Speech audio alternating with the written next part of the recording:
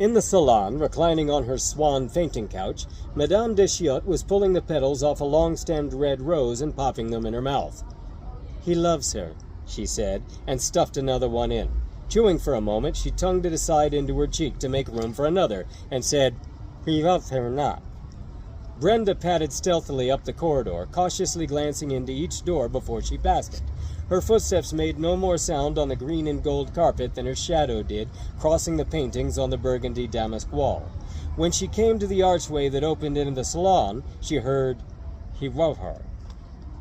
The Countess was about to pop another one in and froze, her mouth open, revealing a red pulp of mashed petals and the black-veined underside of her poisoned tongue. Across the salon, she'd been watching her reflection in a window, but her view was disturbed by that window opening from the outside, and a face more evil than even hers took its place. "What hell do you think you're doing?" she demanded with her mouth full. Just outside the arch, the color drained from Brenda's face when she heard a horrifyingly familiar voice say, "I've come to see my wife."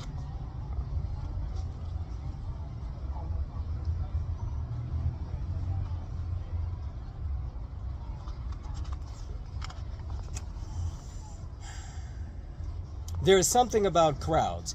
Everyone that is part of one may be an individual with their own thoughts, moral code, and volition.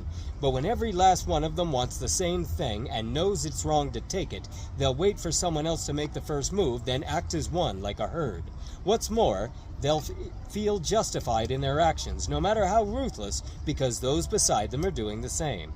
There's a type of freedom in going with the flow, giving in to primitive urges and behaving like a blood-mad beast, almost as if it's our true nature and we're sick of repressing it. Moreau stared at the crowd outside of the mansion, and a few of the suitors took note of him as well. He stood just on the edge of the ring of light, still smoking, his black sword still growling like a metal dog. After the day he'd had, and knowing the power of his sword, his arrogance had returned tenfold. "What is the meaning of this?" he demanded. The suitors all looked at him with contempt and derision.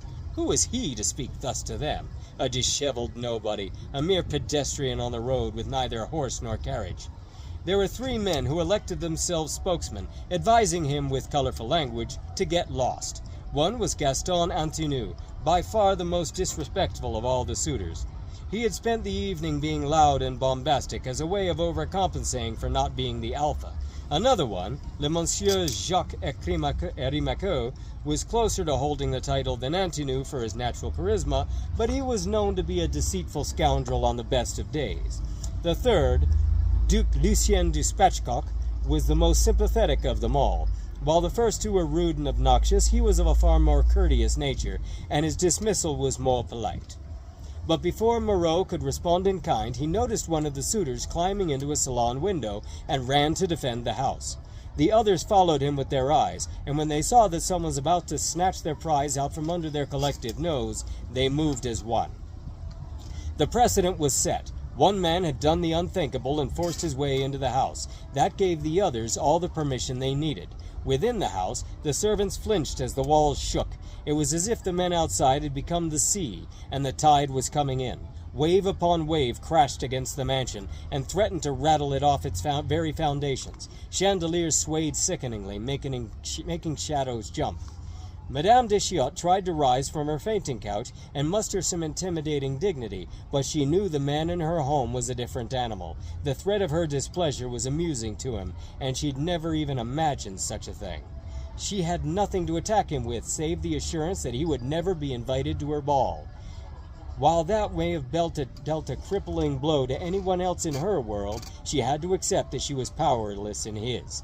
Still, the need to inspire fear was stronger than common sense. She sought to bar his way with her imperious glare diluted by fear, and in doing so, she bought Moreau the precious few seconds he needed.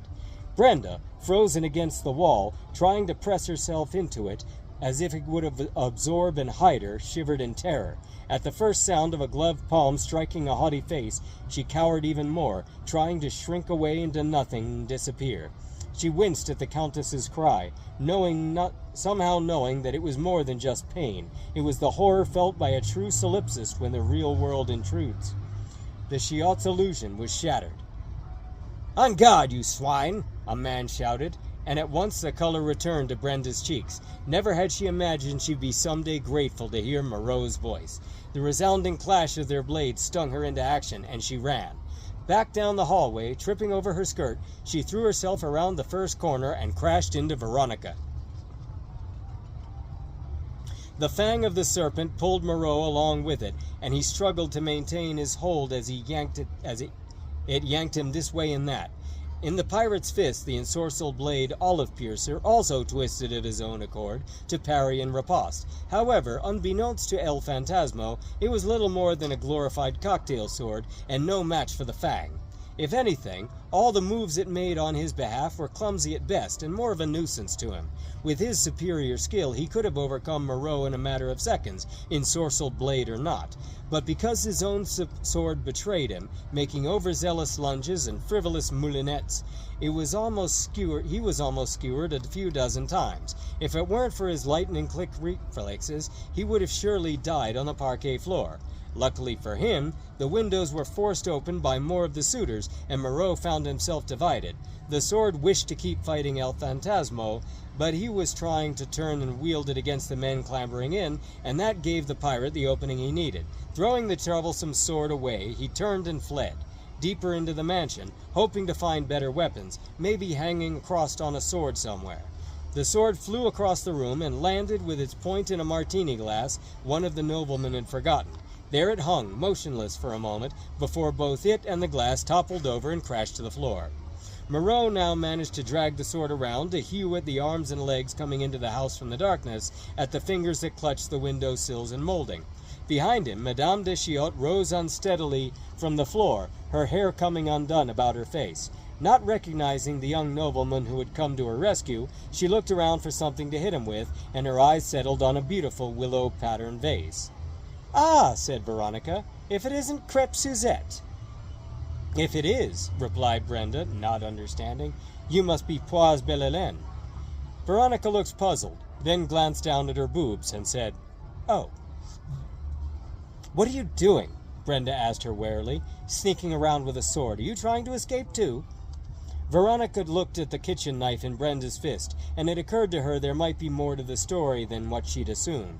She cleared her throat. "Escape?" "Yes." And then realization dawned on Brenda's face. "Or are you sneaking in? To kill someone?" Veronica made an uncomfortable face. "Well, how wonderful." Really?" "Yes, they're right down that hall, back the way I came. Have at it. But if you could be so kind, would you mind telling me how you got in? I'd love to find the escape route." The clash of arms in the salon came to them from the end of the corridor, and the two of them frowned, both leaning to peer around the corner. The shadows of fighting men danced on the burgundy damask wall across from the archway and on the dark green and gold filigree carpet. Without moving their heads, the women's eyes slowly slid sideways to meet one another's gaze. "Are there a lot of them, then?" Veronica asked. It was Brenda's turn to make an uncomfortable face. "Well, they all seem to be my suitors." Then she lowered her voice conspiratorially. "I'm trying to slip out unnoticed." "Ah, but I thought you wanted them here." "Heavens, no!" Veronica frowned again. "It was in all the papers." What? I have amnesia, and I'm trying to find my family, find out who I am and what I'm doing here." The would-be assassin raised her eyebrows. No." The crash of a beautiful willow-patterned vase startled them, and the ensuing triumphant cries of suitors pouring in through the windows reminded Brenda of her haste. She clutched Veronica's sword arm desperately. "Come, let's away before it's too late. Show me the way." She glanced down the hall and saw the fearsome man she dreaded running their way. She choked back a scream and pushed past Veronica, who didn't understand why they'd run from an unarmed man. But seeing the terror in Brenda's eyes was enough, though. She figured that must be a good reason, and she hurried to catch up with the fleeing woman. Taking her by the hand, she led them back the way she'd come.